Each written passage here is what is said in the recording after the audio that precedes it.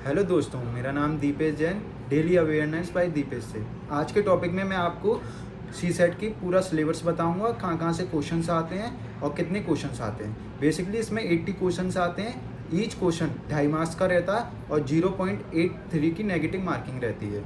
तो अब मैं आता हूँ सिलेबस पे, क्या क्या सिलेबस है। नंबर 1 पे आते हैं रीडिंग कॉम्प्रीहेंशन। तो रीडिंग कॉम्प्रीहेंशन कहाँ से प्रिपेयर करनी है? रीडिंग कॉम्प्रीहेंशन आपको बेसिकली द हिंदू से प्रिपेयर करनी है। जैसे कि आपकी जितनी रीडिंग कॉम्प्रीहेंशन अच्छी होगी, द हिंदू जितना रीड करोगे आप, बेसिकली करेंटली ये तो द हिंदू है, ये तो आप डेली पढ़ोगे तो आपकी कॉम्प्रीहेंशन वहाँ से कंप्लीट हो जाएगा।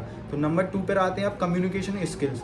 कम्युनिकेशन स्किल्स कैसे डेवलप करनी है? तो वो बेसिकली आप रीड आउट करोगे ना, तो उससे आपकी कम्युनिकेशन स्किल्स वहाँ से डेवलप हो जाएगी। और आपको पिछले 10 साल के पेपर्स लगाने हैं, तो उससे एनालिसिस हो जाएगा कि किस प्रकार के क्वेश्चन आते हैं उसमें दोनों पिलर्स में। तो वहाँ से आपको प्रैक्टिस हो जाएगी। तो ईच पिलर के आपको पिछले साल के पेपर्स जरूर देखने हैं कि क्या क्या यूपीएससी पूछती है। तो बेस्ट स्ट्रेटजी यही होती है बेसिकली, जो हम प्रैक्टिस क्वेश्चन करते हैं ना, तो पिछले साल के जो पेपर्स आए हैं ना, उनको उठा के देख के कहाँ कहाँ से थीम पकड़ता है यूपीएससी, तो उससे बेस्ट प्रिपरेशन होती है हमारी।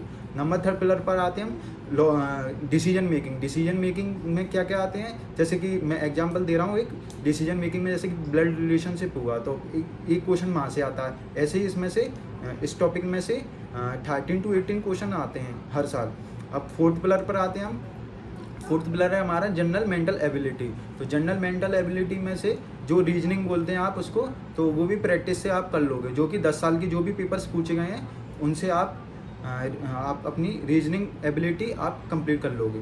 तो जो भी मतलब पिछले साल के पेपरों से बेस्ट प्रैक्टिस और कोई पेपर नहीं है। तो आप जो भी पिछले साल के पेपर आए हुए हैं उनको एनालिसिस करें और प्रैक्टिस करें डे बाई डे, तो जिससे आपकी रीजनिंग भी अच्छी हो जाएगी। और बेसिकली रीजनिंग में क्या होता है, प्रैक्टिस करना है आपको। जितनी प्रैक्टिस करोगे उतना इम्प्रूव करोगे अपने आप को। तो मैं यही सजेस्ट करूँगा आपको कि आप पिछले साल के पेपर ही सॉल्व आउट करें। नंबर 5 पे आते हैं डाटा इंटरप्रिटेशन। डाटा इंटरप्रिटेशन कहाँ से कंप्लीट करें? डाटा इंटरप्रिटेशन भी वहीं से कंप्लीट करना है आपको। जो मतलब पिछले जो भी पेपर है ना, आप पूरा सी सेट में आपको डोंट वरी, क्योंकि इसमें 66 मार्क्स लाने हैं आपको, 33% चाहिए। 200 मार्क्स का पेपर आता है, तो आपका सी सेट बिल्कुल आसानी से हो जाएगा। इसमें कोई प्रॉब्लम नहीं आएगी आपको।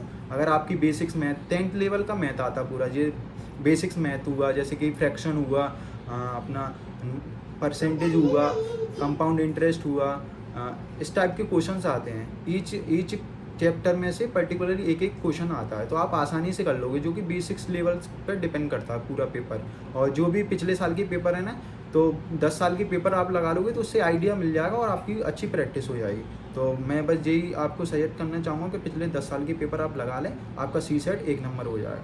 तो थैंक यू गाइस। मैं इस पूरी वीडियो में आपको सी सेट का बताया कि आपको कहाँ से क्या करना है। बस बेसिकली आप 10 साल के पेपर ही लगाना। फिर दोबारा बोलूँगा, 10 साल के पेपर के अलावा कुछ भी नहीं लगाना। आपकी जितनी भी कोई सा भी एग्ज़ाम हो, आप जैसे कि एसएससी हुआ, आप उसके भी पेपर ले सकते हैं कि कहाँ से क्या पूछा जाता है। तो सी सेट बेसिकली वहीं से पूछा जाता है, जिससे आपका एसएससी भी प्रिपेयर हो जाएगा। पिछले साल के पेपर बहुत इंपॉर्टेंट होते हैं, बिकॉज उनसे पता पड़ती है कि कहाँ से क्वेश्चन पिकअप कर रहा है, कहाँ से यूपीएससी पूछ रहा है, कहाँ से एसएससी पूछ रहा है, कहाँ से एसआई पूछ रहा है। तो ऐसे आप मतलब देख सकते हो।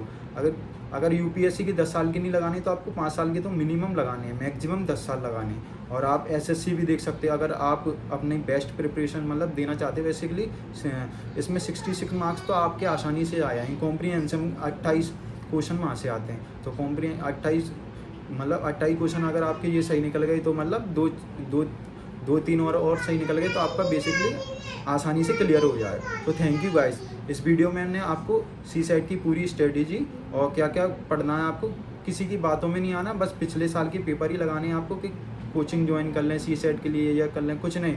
बस अपनी रीडिंग कॉम्प्रीहेंशन बेहतर कर लीजिए, आपका आसानी से क्लियर हो जाए। और तो बाय बाय दोस्तों। अगर मेरी वीडियो ये अच्छी लगी हो तो लाइक करें, सब्सक्राइब करें एंड शेयर करें। Thank you guys.